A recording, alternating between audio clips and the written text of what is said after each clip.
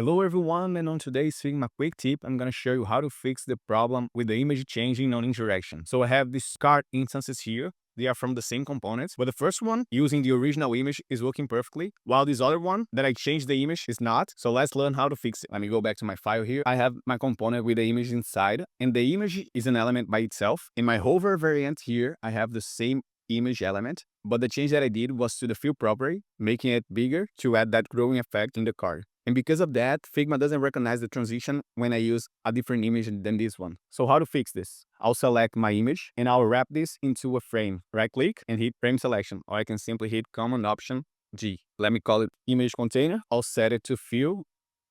I'll select the image inside and I'll select the constraints to scale.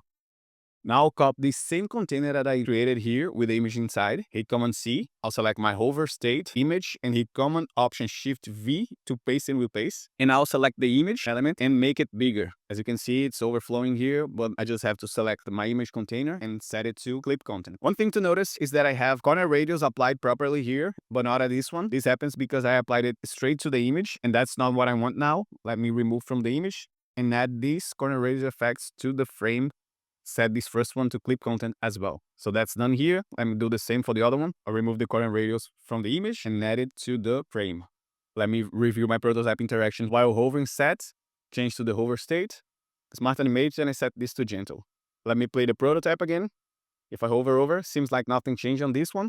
But if I go to the next one, as you can see now, it's not changing back the image. And that's it for this Figma quick tip. I really hope it helps you and unlocks your workflow. If you like this video, don't forget to hit the thumbs up button, subscribe to the channel, and share with other designer folks.